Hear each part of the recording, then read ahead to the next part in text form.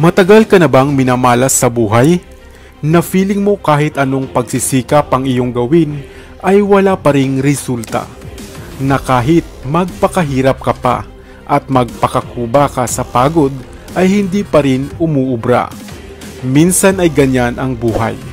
Hello, what's up? Your best here. Sa videong ito ay ating alamin ang swerteng hatid ng bulaklak ng snake plant. Papaano nga ba ito magbibigay sa iyo ng bumubuhos na biyaya at pagpapala? At ano ang nararapat mong gawin sa bulaklak nito? Ikaw ba ay isang certified na plantita o plantito? Kung oo ang sagot mo, malamang ay meron ka ng halamang ito. Ang halamang snake plant o Dracæna trifasciata. Isang uri ng namumulaklak na halaman sa pamilya ng Asparagaceae na nagmula pa nga sa West Africa, Nigeria at Congo, at kilala rin sa mga katawagang snake plant, St. George's Wort, mother-in-law's tongue, at viper's bowstrings hem. At noon ngang 2017, ito ay kinilala rin bilang Sansevieria trifasciata. Ang snake plant ay isang perennial na halaman at mainam na air purifier. Alam nyo ba na hindi gaya ng ibang houseplant, ang snake plant ay nagre-release lamang ng oxygen tuwing hating gabi upang kahit sa tindi ng sikat ng araw sa umaga ay magtatagal sila. Subalit kahit pa nga pangkaraniwan na tayong nakakakita ng snake plant, bibihira ka lamang makatagpo ng may bulaklak nito habang ito ay iyong inaalagaan. Dahil pinaniniwalaan na ang bulaklak nito na bunga ng iyong pag-aalaga ay isang napakabisang pampaswerte. Ibig sabihin, ang bulaklak lamang na bunga ng iyong pagdidilig at pangangalaga dito, at hindi ang bulaklak na nakita mo lamang sa parang. Dahil sa oras na ito ay mamulaklak, sa bawat pagsapit ng gabi ay mapupuno ng mabangong halimuyak ang inyong tahanan. Dahil kung aamuyin mo ito ay wala naman itong amoy. Gaya ng kanyang dahon, tuwing gabi lamang ito naglalabas ng halimuyak o scent na pinaniniwalaang napakaswerte, lalo na sa mga loto, weteng o kaya naman ay sabong. Subalit kahit ikaw naman ay hindi mahilig sa mga sugal, suswertehin ka pa rin sa ibang aspeto. Siguruhin lamang na ito ay nakapwesto sa lugar ng bahay na maaaring sentro upang kumalat ang halimuyak nito sa pagsapit ng gabi at punuin ang inyong bahay ng swerte. Ito ay aprobadong nagdadala ng swerte sa buhay. Maaaring minsan tayo ay umihiling ng mga swerte sa buhay. Subalit ang ilan ay nasa paligid lamang at hindi natin alam. Hayaan lamang ang bulaklak nito hanggang sa malanta at saka ito kunin at ibalot sa pulang tela at gawing pampaswerte sa araw-araw. Subalit marapat na kunin lamang ito ng hating gabi habang ito ay naglalabas ng halimuyak nito. Tandaan na ang mga pampaswerte ay gabay lamang natin dahil kailangan pa rin natin ng sipag at yaga. Ikaw ba ay parating minamalas sa buhay? Na kahit ano pang gawin mong pagsisikap at pagpupursigi, ito ay nananatiling kulang na kulang. Ang buhay ng tao kung minsan ay ganyan. Hello, what's up? Your best here. Sa videong ito ay ating alamin ang natatanging hatid na swerte ng bulaklak ng aloe vera. Nakakita ka na ba ng isang aloe vera na namumulaklak?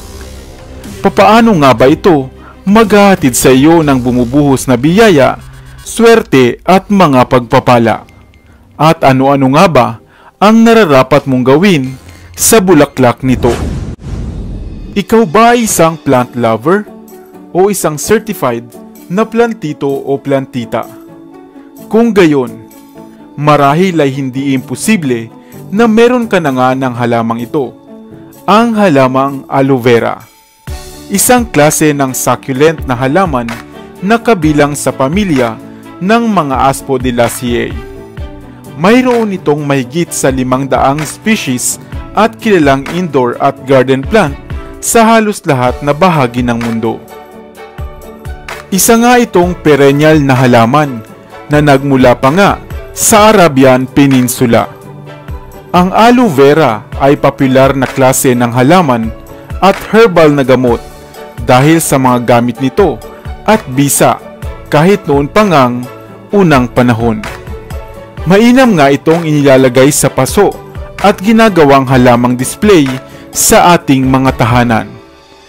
Maaaring gamitin ang aloe vera na sangkap sa mga alak, lotion, pampaganda at mga ointment na kadalasang gamit na lunas sa mga simpleng paso at galos sa balat. Napakarami na ring mga patunay sa bisa ng halamang ito, gaya na lamang sa arthritis, lagnat, ulcer, diabetes, diarrhea, at maging sa dysenteria. Isa rin ang halamang aloe vera sa mga halamang madalas ngang alagaan sapagkat hindi ito nangangailangan ng mataas na maintenance at palagiang pagdidilig.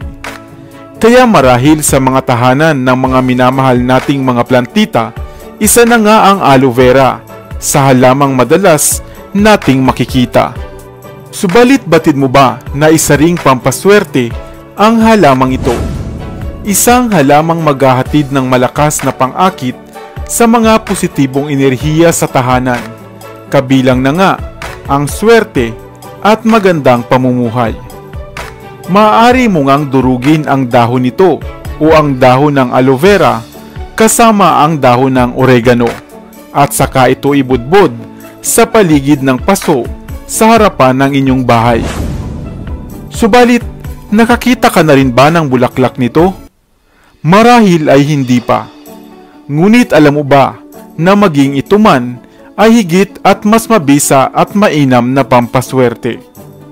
Ngunit ano nga ba ang nararapat mong gawin kung makakita ka ng bulaklak ng aloe vera? Kung sakali na mayroon kayong alagang aloe vera sa bahay at kapag daka, ito nga ay namulaklak. Ito ay kunin mo lamang at gawing pampaswerte. Hayaan muna itong matuyo sa kanyang puno bago ito pitasin sa araw ng Biyernes bago sumikat ang araw sa umaga. Pagkatapos sa ibalot ito sa pulang tela at lakipan ng dahon ng laurel at ilang butil ng bigas. Maaari mo rin lamang itong isama sa iba pang mga pampaswerte tulad ng bulaklak ng tanglad. Maaari mo itong dalhing parati saan ka man magpunta, ilagay sa inyong bag o kaya naman naiiwan sa loob at ilalim ng inyong kaha kung kayo naman ay mayroong tindahan o mayroong negosyo. Ngunit tandaan na pawang ang bulaklak lamang mula sa inyong aloe verang inaalagaan ang mas mabisa kesa sa mga makukuha lamang sa kung saan-saan, sapagkat ito ay bunga o bulaklak nga ng mga enerhiyang pumapasok na sa inyong tahanan.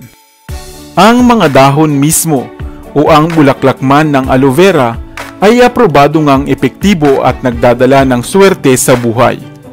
Maaaring minsan nga tayo ay humihingi ng swerte sa buhay, subalit hindi natin batid na ang karamihan sa mga pampaswerteng sagot ay nasa paligid lamang at hindi nga natin alam.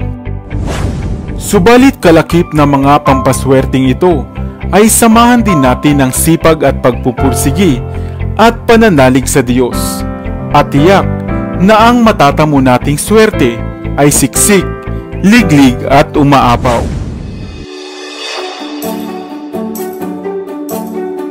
Mahilig ka ba sa salabat? Isang tradisyonal na tsaa na gawa nga sa pinakuloang ugat ng luya. Subalit nakakita ka na ba ng halaman ito? Marahil ay oo. Subalit hindi pa siguro ng bulaklak nito. Opo, namumulaklak ang luya at maging ito man ay isang mainam na pampaswerte. Hello, what's up? Your best here. Halika at alamin kung ano-ano nga ba ang mga hatid ng bulaklak nito at papaano ito gagamiting pampaswerte o panghatak ng good fortune. Ang luya o ginger ay isa sa pinakapopular na halamang ugat dito sa atin sa Pilipinas. Ang luya o gingiber officinale ay isang kilalang halaman na mayroong kapaki-pakinabang na ugat. Karaniwang ginagamit ito bilang spices o sangkap at pampalasa sa mga lutuin. At gayon din, bilang mahusay na halamang gamot na ginagamit na kahit noon pa ngang unang panahon. Maraming klase ng luya. Mayroong luyang puti, luyang dilaw, luyang itim, at ligaw na luya at marami pang kapamilya nito. Subalit kahit pangaalagaan mo ito, ay napakabibihira lamang na mapabulaklak mo ito. Kadalasan nga ay isa sa bawat 100 puno ng luya ang tsansa na makakita ka na namumulaklak ito. Subalit kapag makakita ka ng isang luya na mayroong bulaklak, ay dapat huwag mo nang palampasin pa ang pagkakataong ito. Kunin ang bulaklak ng luya at gamiting isang mabisang pampaswerte. Papaano nga ba ito gagamitin?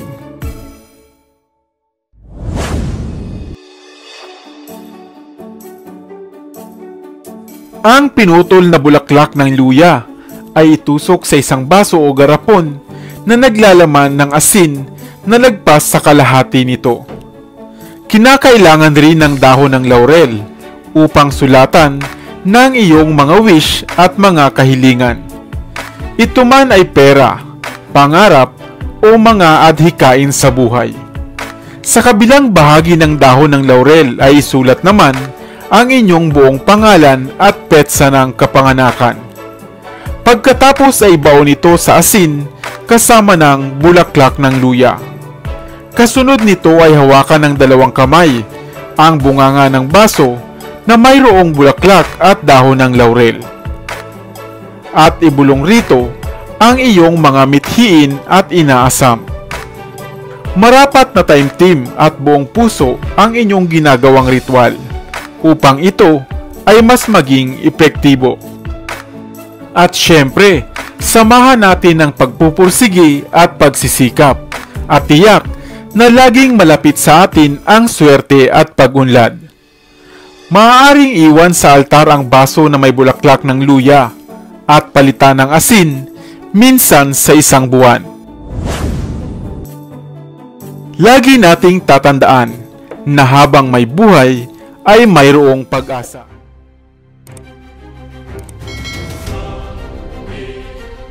Para sa mga kakaibang kwento ng inspirasyon, kaalaman, hiwaga at misteryo, ako pa rin ang inyong lingkod, ang inyong best para sa Best TV.